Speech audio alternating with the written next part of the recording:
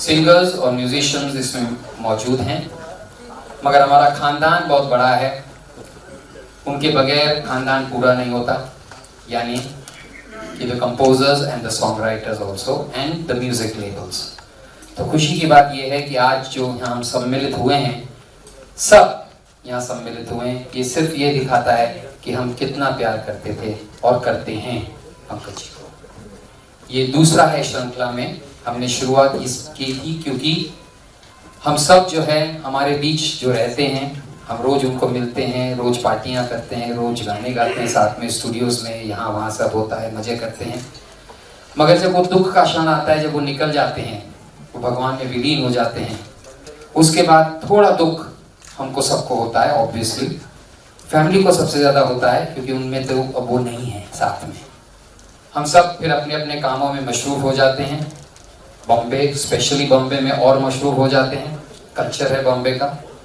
तो ये हमने सोचा कि ये थोड़ा अगर हम उसमें से वक्त निकाल लें, हमारी फैमिली, आप सब अगर इसमें से वक्त निकालें और जो हमारे बीच नहीं रहे उनको फिर से कुछ क्षण याद कर लें, कुछ घंटे याद कर लें, साथ में एक बार उनको याद कर लें, उनके साथ बिताई हुई बातों को याद कर लें, बचपना उनका याद कर लें, जो काम किया उनका याद कर लें, तो एक अच्छा फील होगा हम सबको। तो ये हमारी सोच जो है हमने 6 फरवरी को शुरू करी थी, लता जी के देहांत के दिन पे, डेथ डे पे। और अब अनफॉर्चुनेटली पंकज जी भी हमारे साथ नहीं रहे। पंकज जी हमारे बोर्ड ऑफ डायरेक्टर्स भी रहे हैं, तो उनके साथ बिताए वो वक्त, वो क्षण, वो हमें भी आज भी याद है और हम मिस करते हैं। मगर this is life cycle will go on. It's very nice that the family is here. Nayab ji, Reva ji, Farida ji, they are all here. Ojas ji is also here. Sorry. And so it's very nice to be. Therefore, I'm saying this is not a concert. This is not a show. This is not a tribute. This is not a celebration. It is, I don't know what. You give it a name. I don't know. Up till now also, last time Lata ji का भी किया था तो हमें समझ में नहीं आ रहा था। जावेद साहब ने उसको भी कुछ शब्दों में पिरोया था। जावेद साहब भी आएंगे। तो thank you again for coming, and it's really very beautiful and nice to now remember Pankaj ji as we all know him. We just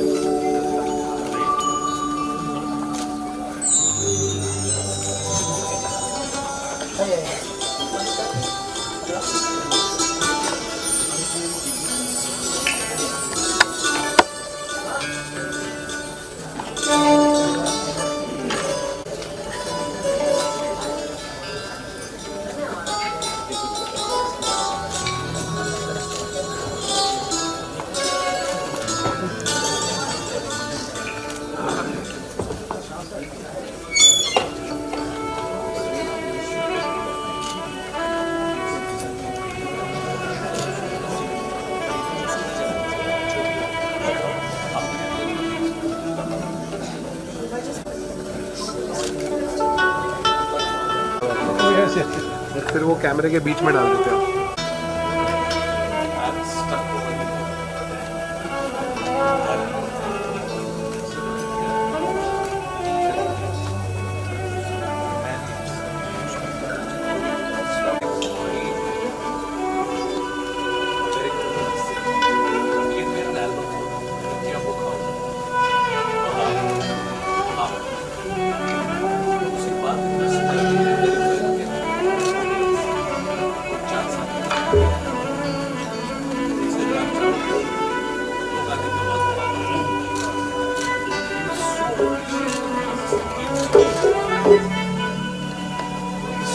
So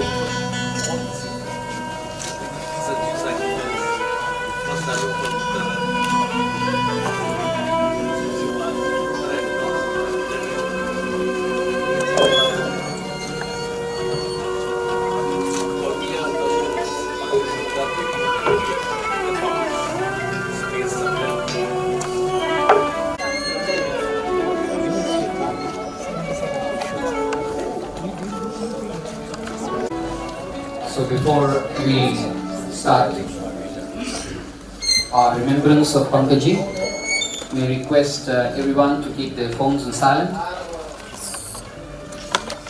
And so we'll first play a little film that we have got hold of Pankaj, just recapping him, then we'll proceed further.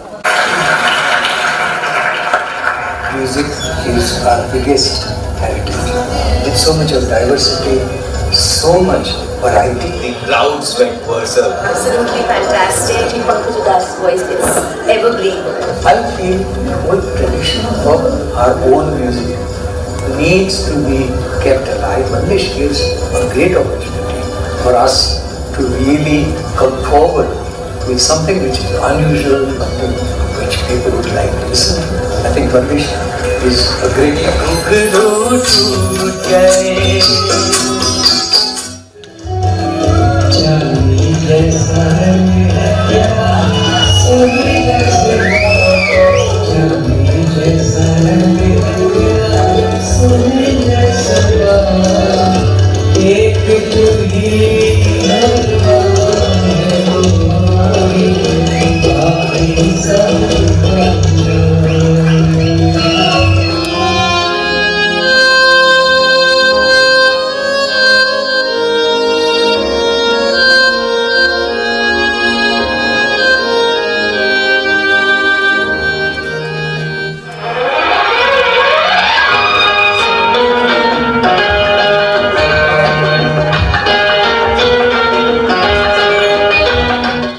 है एक ऐसे गायक की जिसने उम्मीद का दामन कभी ना छोड़ा और बना लिया वो मकाम जो किसी और कलाकार के लिए बनाना बड़ा ही कठिन है। नाम है इनका पंकज उधास। पंकज उधास साहब का जन्म हुआ 17 मई सन 1951 में गुजरात के राजकोट इलाके के नजदीक एक जगह है जेतपुर। इनके पिता का नाम है केशुभाई उधास और माँ जीतूबेन उधास।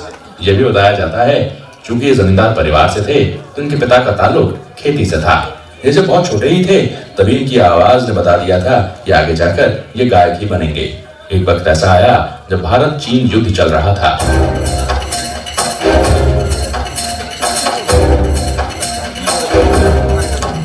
और तब इन्होंने गाना गाया था महफिल में, ऐ मेरे वतन के लोगों। इस गाने के लिए इन्हें 51 रुपए का उपहार मिला था। इनके बड़े भाई मनोहर उदास फिल्मों में बहुत बड़े गायक पहले ही बन चुके थे और इनके दूसरे बड़े भाई निर्मल उदास भी गजल गायकी में अपना एक मकाम बना चुके थे। इनकी पढ़ाई लिखाई हुई सब बीपीटीआई भावनगर से। उसके बाद इनका परिवार मुंबई चला आया जहां पर पंकज उदास साहब ने सेंट जेवियर्स कॉलेज में दाखिला लिया। ये राजकोट के संगीत नाट्य अकादमी का भी हिस्सा रहे जहां पर इन्होंने तबला बजाना सीखा। धीरे धीरे इन्होंने अपनी आवाज को और प्रशिक्षित किया। इनके गुरुजी रहे मास्टर नवरंग। अपने जमाने के मशहूर मारूफ संगीतकारा उषा खन्ना ने इन्हें फिल्म कामना में एक मौका दिया था जिस गीत के बोल लिखे थे नक्श लयालपुरी ने, लेकिन वो फिल्म कोई खास जलवा ना दिखा पाई। I felt that there was some kind of a disconnect between us and the younger generation, the generation next.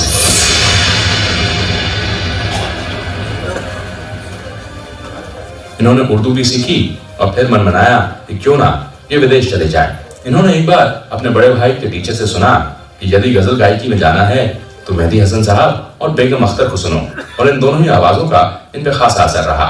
Which I am pursuing relentlessly, which I am pursuing with passion and following through my life with passion. पर धीरे धीरे नाउम्मीदी भी इनके ऊपर छा रही थी। तब इन्होंने विदेश जाने का फैसला किया। देश चुना कनाडा। वहां पर ये पहुंचे भी और इन्हें अंदाजा लगा किस तरह से लोग हिंदुस्तानी संगीत के लिए दीवाने हैं, और फिर इन्होंने मन बनाया कि ये अपने देश में ही अपना नाम करेंगे। And I felt the need that we still need to do some more work. We need to connect again with the generation which is 14 and 16 and 18. इन्होंने विदेशों में कई गजल के कार्यक्रम किए और सन 1980 में इन्होंने अपनी पहली गजल एल्बम रिलीज करी जिसका नाम था आहट। फिर एक गाना आया चिट्ठी आई है जो इतना मकबूल हुआ कि पंकज उधास रातों रात छा गए। And there was one wonderful way of getting the entire generation into this fold of ghazal singing. उसके बाद तो फिल्म संगीत रहा कि गजल गायकी हर जगह पंकज उधास के ही नाम का बोलबाला रहा। ये भारतीय उपमहाद्वीप के सबसे मशहूर गजल गायकों में से एक माने जाते हैं। इनका गाया हुआ गाना ना कचरे की धार, जो कि फिल्म मोहरा का हिस्सा था, सुपरहिट साबित हुआ। मेरे भी तो बहुत ही खूबसूरत नगमे उन्होंने गाए हैं जो आज तक मुझे याद है। कैसे आए, प्यार के बारे में कैसे डिटेलिंग, तो बहुत सारी यादें हैं और ये यादें यादों में ही रहेंगी। मगर वो हमारे बीच हो या ना हो, उनकी यादें उनकी आवाज़ हमेशा हमारे साथ है।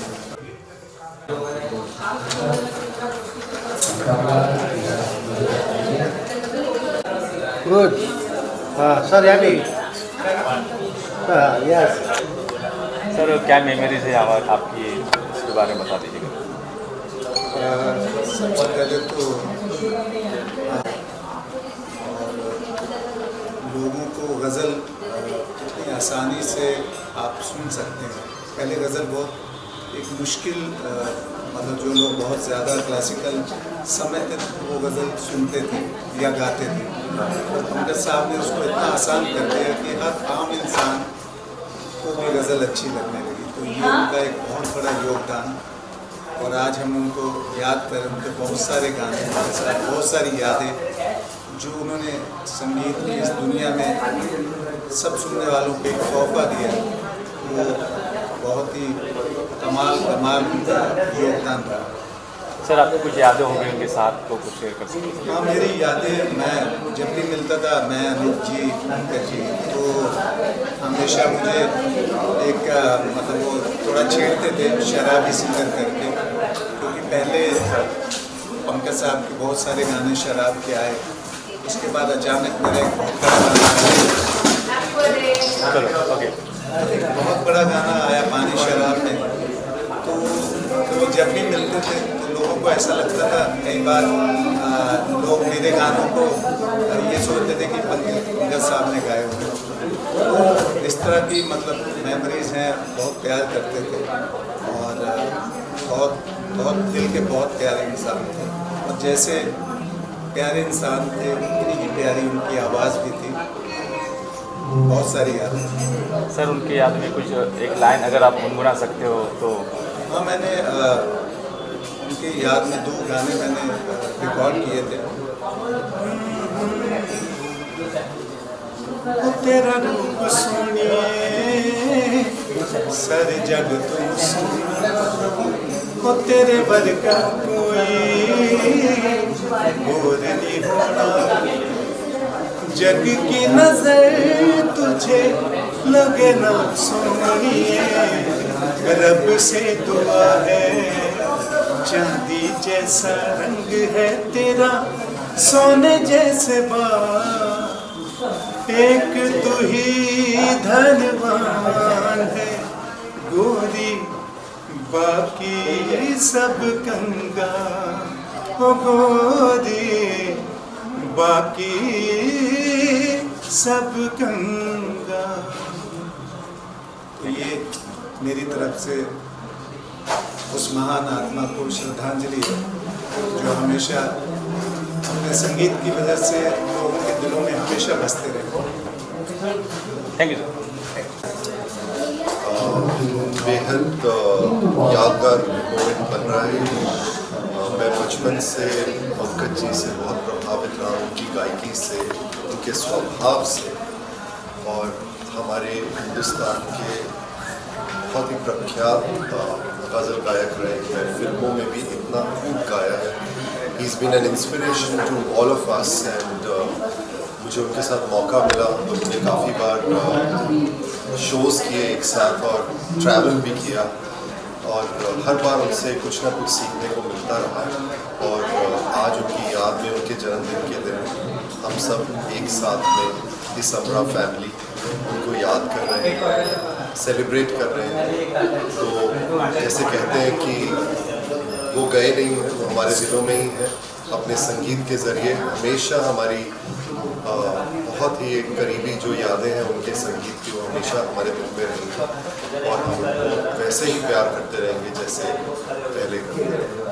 Thank you sir. कुछ गुनगुना सकते हैं कुछ उनके याद में कुछ? जी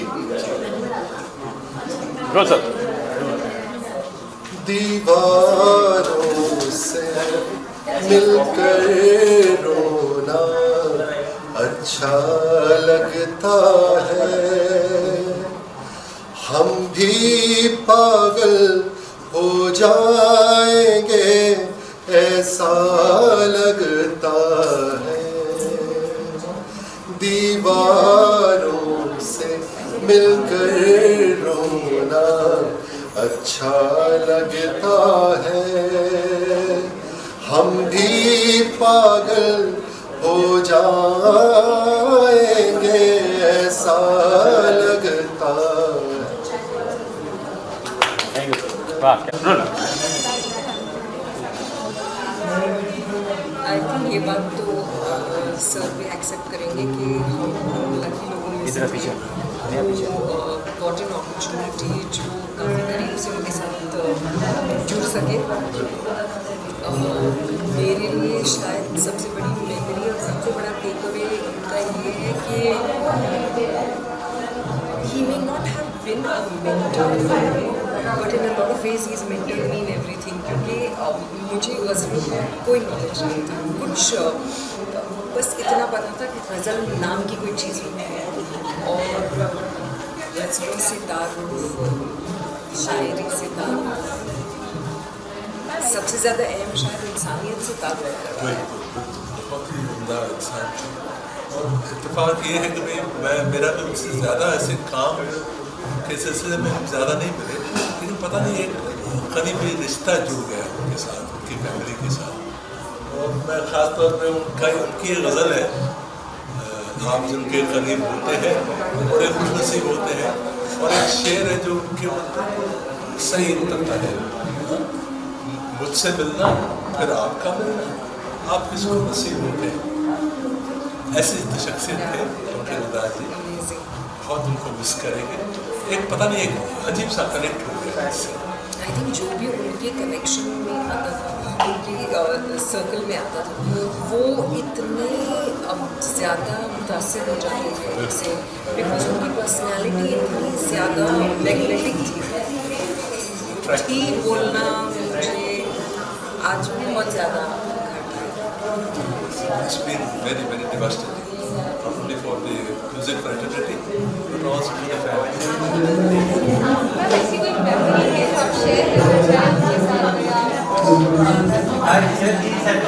मेमोरी आप अचानक ऐसे पूछोगे तो इतनी मेमोरीज हैं जो आपस में लड़ने लगती हैं कि आप कौन सी वाली मेमोरी को बताओगे।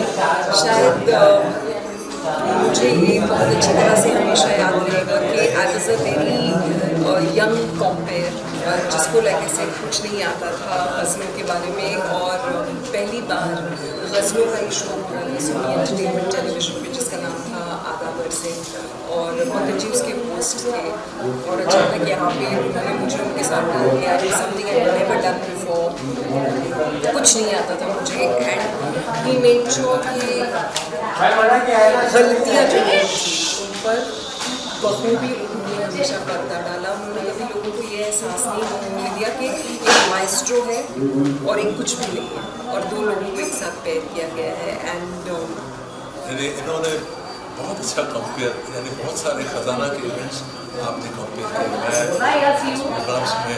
आई वॉज वेरी लकी कि साल दर साल उसके बाद वो मुझे बुलाते रहे, उन्होंने इस काम समझा कि इतना बड़ा जो कॉज है जिसको वो हर साल इतना वक्त देते थे, he make sure that I also got attached to it, and I am hoping कि आगे जाके हम लोग उनका जो ये एक सपना है, बहुत पैशनेट थे इसके बारे में, तो उम्मीद करते हैं कि इस सपने को हम वो दर्जा दे पाएंगे जहाँ हम ले जाना चाहते हैं।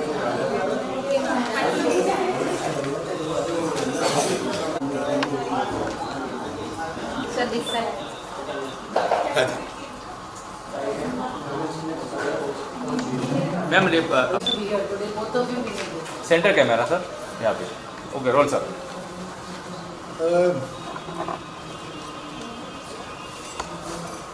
पंकज भाई के साथ 1980 से मैंने अपना करियर ही बल्कि वहीं से शुरू किया। उनके साथ जगह जगहों पे हमने प्रोग्राम किए। अल्बर्ट हॉल का एक प्रोग्राम है, बहुत ही ख़ास प्रोग्राम था। जितने भी उनके पॉपुलर गाने हैं जैसे टूट गए, चांदी जैसा रंग है तेरा, सब कुमारों में शराबी नहीं, आप जिनके करीब हैं सब मेरा ही बदला है। और मुझसे वो बहुत ज़्यादा प्यार करते थे, बल्कि बड़ा लाड़ करते थे, जिसे कहते हैं कि हमारा ऐसा रिश्ता था कि फरीदा जो है वो मुझे राखी बांधती थी। तो इससे अंदाज़ा लगाइए कि हम लोग का बिल्कुल घर जैसा रिश्ता था। पंकज भाई के बारे में क्या कहूँ, जितना कहा जाए उतना कम है। ऐसा आदमी पैदा नहीं हो सकता। मैं यही कहूँगा कि आप जिनके करीब होते हैं वो बड़े खुशनसीब होते हैं। आपका मिलना और फिर मिलना, आप किसको नसीब होते हैं। हम लोग नसीबदार हैं पंकज भाई के साथ में अच्छा वक्त गुजारा। मैं उनके परिवार वालों के लिए प्रार्थना करता हूँ संगीत के ज़रिए उनकी गज़लें, उनके गीत, पंकज भाई सभी संगीत प्यार करने वालों के दिलों में जिंदा रहे।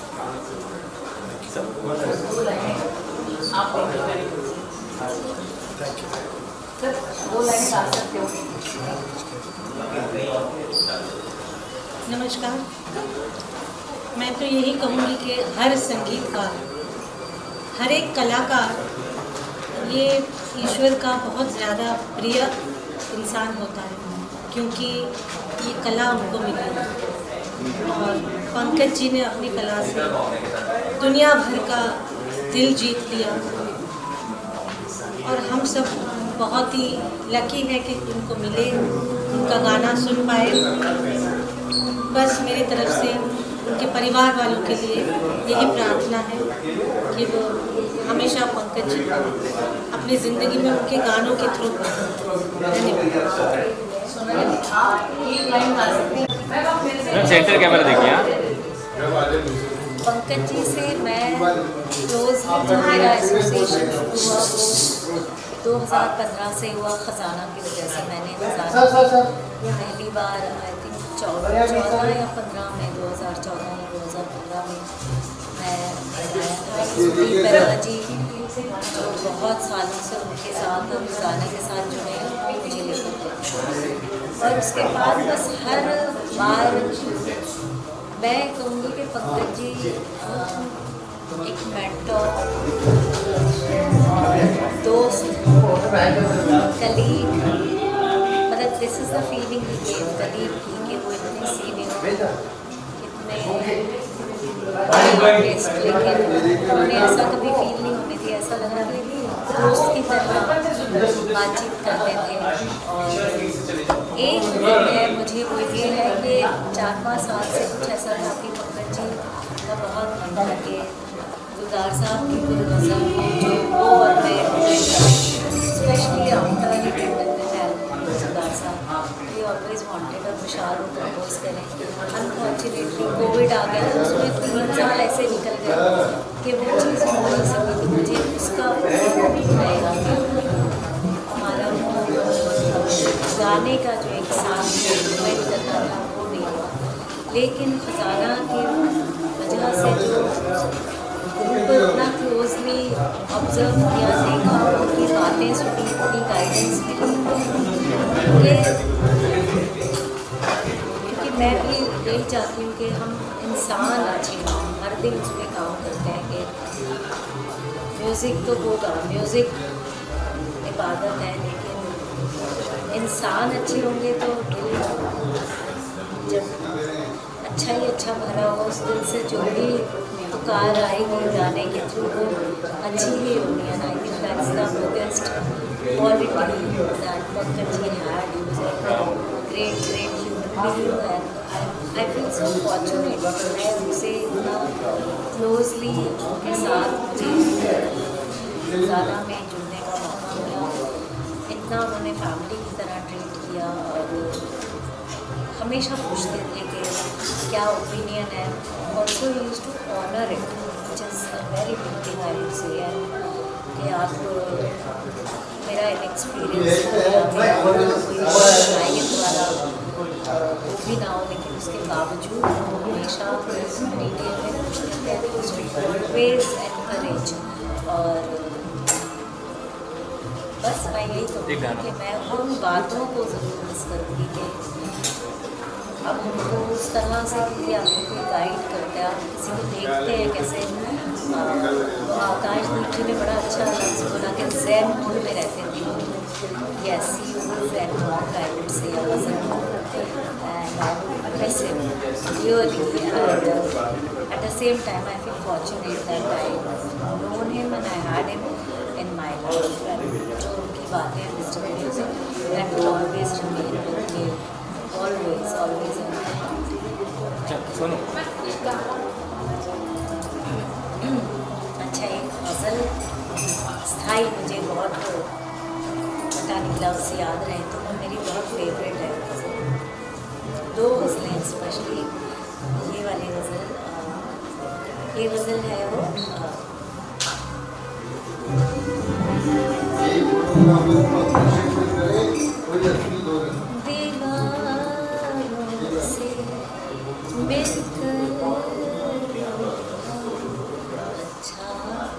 लगता है हम भी पागल हो जाएंगे ऐसा लगता है. मैं शायद स्कूल में थी 11th या 12th में जब ये एल्बम आई थी. और एक गज़ल है जो मेरी बहुत फेवरेट है. वो है जिसको मैं लूप पे सुनती हूँ और ख़ास तौर पे बारिशों में वहाँ सुनती हूँ. वो है झील में चाँद नजर आए थी हसरत उसकी कब से आँखों में लिए बैठा सूरत उसकी. झील में चाँद नजर आए थी हसरत उसकी. Thank you.